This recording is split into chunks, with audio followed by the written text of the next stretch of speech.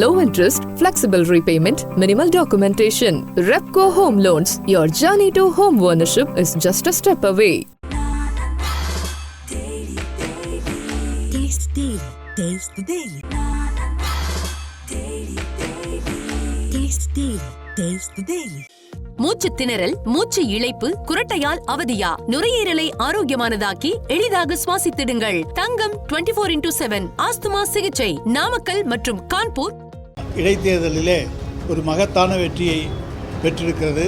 4 ஆண்டு கால ஆட்சியிலே மக்கள் மகிழ்ச்சியோடு இருக்கிறார்கள் என்பதையும், எந்த ஆன்டி இன்கம்பன்சி எதிரான அலை இல்லை என்பதையும், ப்ரோ இன்கம்பன்சி ஆதரவு அலைதான் இருக்கிறது என்பதையும் நாம் இன்றைக்கு அதை தெரிந்து கொள்ள முடியும். அண்ணா திராவிட முன்னேற்றக் கழக தொண்டர்கள் இன்றைக்கு தமிழகத்திலே தலைவர் தளபதியினுடைய ஆட்சி தான் என்பதை உணர்ந்து இன்றைக்கு வாக்களித்திருக்கிறார்கள்.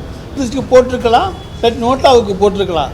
ஆனால் திராவிட முன்னேற்றக் கழகத்துக்கு அவர்கள் மனமுவந்து வாக்களித்திருக்கிறார்கள் என்று சொன்னால் அதுதான் எங்களுக்கு கிடைத்திருக்கிற, எங்கள் தலைவருக்கு கிடைத்திருக்கிற மிகப்பெரிய வெற்றி.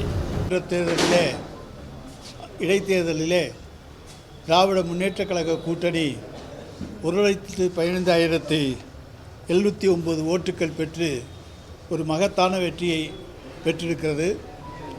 இதிலிருந்து திராவிட முன்னேற்றக் கழகத்துடைய 4 ஆண்டு கால ஆட்சியிலே மக்கள் மகிழ்ச்சியோடு இருக்கிறார்கள் என்பதையும், எந்த ஆன்டி இன்கம்பன்சி எதிரான அலை இல்லை என்பதையும், ப்ரோ இன்கம்பன்சி ஆதரவு அலைதான் இருக்கிறது என்பதையும் நாம் இன்றைக்கு அதை தெரிந்து கொள்ள முடியும்.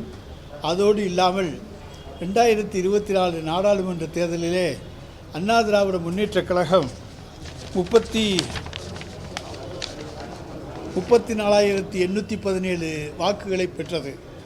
ஆனால் அந்த 34,817 வாக்குகளுமே இன்றைக்கு திராவிட முன்னேற்றக் கழகத்துக்கு தான் கிடைத்திருக்கிறது என்கின்ற சூழ்நிலையிலே தான் 1,15,000 வாக்குகள் நம்முடைய திமுக கூட்டணிக்கு கிடைத்திருக்கிறது என்று சொன்னால், அண்ணா திராவிட முன்னேற்றக் கழக தொண்டர்கள் இன்றைக்கு தமிழகத்திலே திராவிட இயக்கத்தை காப்பாற்றி நிலைநிறுத்தக்கூடிய ஆட்சி, திராவிட மாடல் ஆட்சியை நடத்தி கொண்டிருக்கிற தலைவர் தளபதியினுடைய ஆட்சி தான் என்பதை உணர்ந்து இன்றைக்கு வாக்களித்திருக்கிறார்கள்.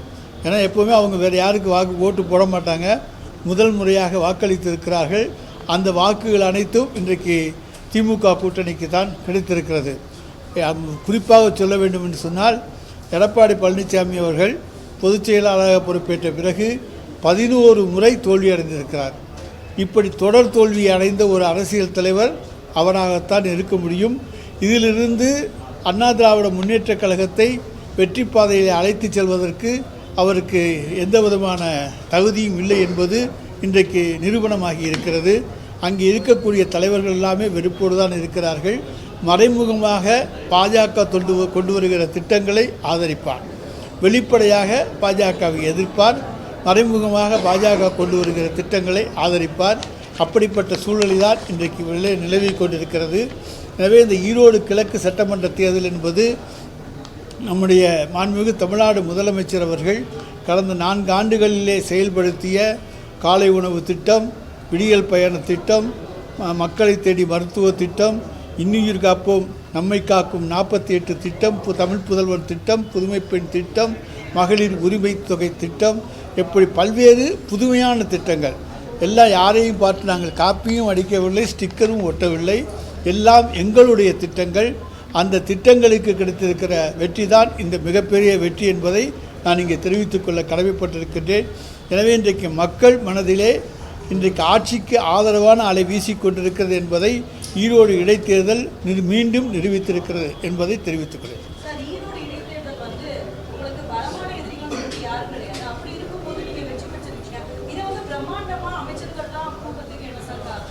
ஈரோடு இடைத்தேர்தலில் அங்கே மற்ற எதிர்க்கட்சி ஓட்டுக்கள் இருக்குல்ல, அந்த எதிர்க்கட்சி ஓட்டுக்கள்னு அந்த கட்சியை சார்ந்த விசுவாசமான ஓட்டுக்கள்லாம் இருக்கும்ல, அவங்களுமே இன்றைக்கு திராவிட முன்னேற்றக் கழக கூட்டணிக்கு ஓட்டு போட்டிருக்காங்கன்னா அதுதான் வெற்றி என்பதை நான் சொல்லுகிறேன்.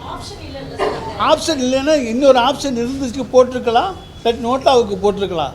ஆனால் திராவிட முன்னேற்றக் கழகத்துக்கு அவர்கள் மனமுவந்து வாக்களித்திருக்கிறார்கள் என்று சொன்னால் அதுதான் எங்களுக்கு கிடைத்திருக்கிற, எங்கள் தலைவருக்கு கிடைத்திருக்கிற மிகப்பெரிய வெற்றி. எனவே அதில் நீங்கள் போட்டியே இல்லைன்னு சொல்லாதீங்க. அங்கே வந்து நிற்கிற போது ஓட்டு போட வந்து எங்களுக்கு ஓட்டு போட்டிருக்காங்க. அவங்க ஓட்டு போட வராமல் இருந்திருக்கலாம், நோட்டாவில் போட்டிருக்கலாம், வேறு யாருக்காச்சும் போட்டிருக்கலாம். ஆனால் திமுகவுக்கு உதயசூரியன் சின்னத்திலே அவர்கள் வாக்களித்தார்கள் என்று சொன்னால் அவர்கள் எங்களை ஏற்றுக்கொண்டிருக்கிறார்கள் என்றுதான் அர்த்தம்.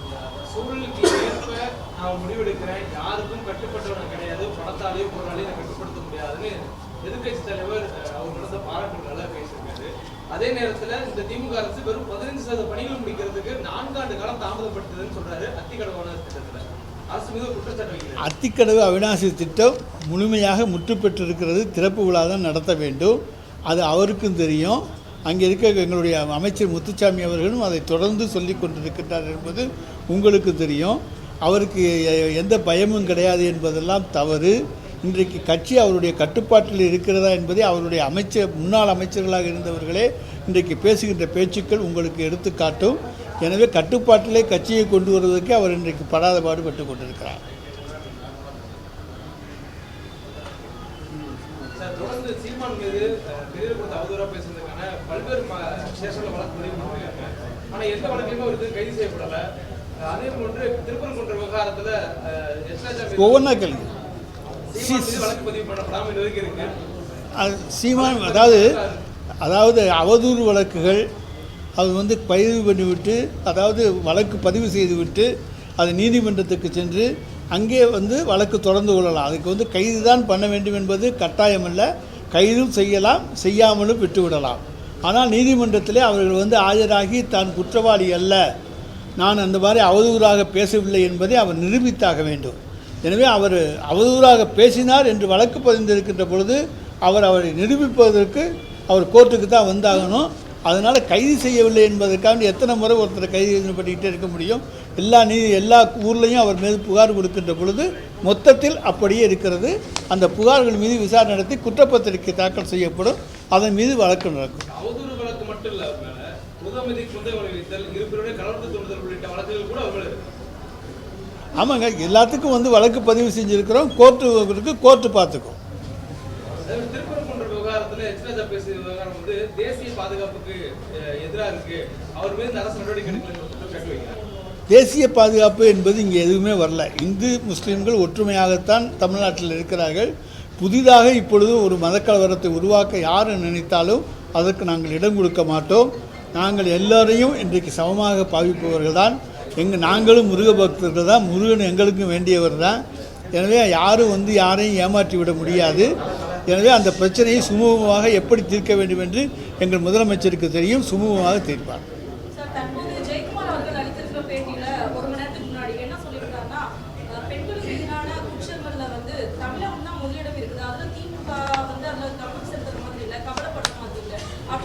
அதாவது எங்கள் ஆட்சியிலே பெண்களுக்கு தைரியம் வந்திருக்கிறது.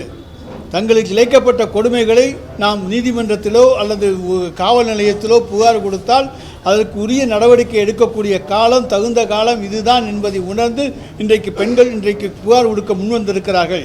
கடந்த காலத்தில் பொள்ளாச்சி சம்பவத்துக்கு எத்தனை நாள், 14 நாள் காத்திருந்தாங்க. அப்போ கூட அவங்க வந்து முதல் தகவல் அறிக்கையை பதிவு செய்யவில்லை. எனவே பெண்கள் அச்சப்பட்டார்கள். அண்ணா திராவிட முன்னேற்ற கழகத்தைச் சேர்ந்தவர்களாக இருந்தால் நிச்சயமாக வழக்கு பதிவு செய்ய மாட்டார்கள் என்று அச்சப்பட்டார்கள். அதனாலே பெண்கள் வெளியே வந்து புகார் கொடுக்க தயங்கினார்கள். இன்றைக்கு திராவிட மாடல் ஆட்சியிலே பெண்களுக்கு பலத்த பாதுகாப்பு இருக்கின்றது என்கின்ற காரணத்தாலே பெண் உரிமை பாதுகாக்கப்படும் என்கின்ற நம்பிக்கையிலே பெண்கள் தங்களுக்கு சிறு தீங்கு நேர்ந்தாலும் அதை உடனடியாக வந்து புகார் கொடுக்கக்கூடிய அளவுக்கு அவர்களுக்கு தைரியத்தை தந்திருப்பது திராவிட மாடல் ஆட்சி.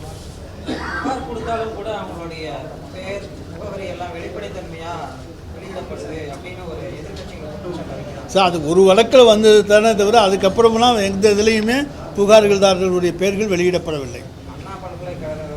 அதை தாங்க அந்த விவகாரம் தாங்க இது. அவங்க புகார் கொடுத்தது அது வேறு வழக்கு, இது வேறு வழக்கு.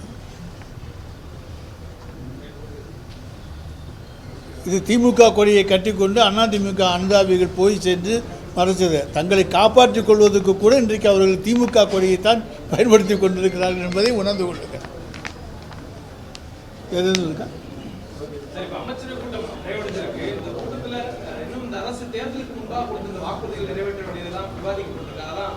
நிச்சயமாக தேர்தலுக்கு முன்பாக கொடுத்த வாக்குறுதிகளை நிறைவேற்ற வேண்டும் என்பதுதான் மாண்புமிகு தமிழ்நாடு முதலமைச்சருடைய விருப்பம். நிச்சயமாக இந்த குறுகிய காலத்துக்குள்ளே எத்தனை வாக்குறுதிகளை நிறைவேற்ற வேண்டுமோ அவற்றை நாங்கள் நிச்சயமாக நிறைவேற்றுவோம். அதாங்க அதைத்தான் சொல்லிட்டேன். அதையெல்லாம் இன்றைக்கு பரிசீலனையில் வைத்திருக்கிறார். நிச்சயமாக நாங்கள் தேர்தலுக்கு முன்னாலே என்னென்ன வாக்குறுதிகளை நிறைவேற்ற வேண்டுமோ. Low interest, flexible repayment, minimal documentation. Repco Home Loans. Your journey to home ownership is just a step away. Taste the Daily. Taste the Daily.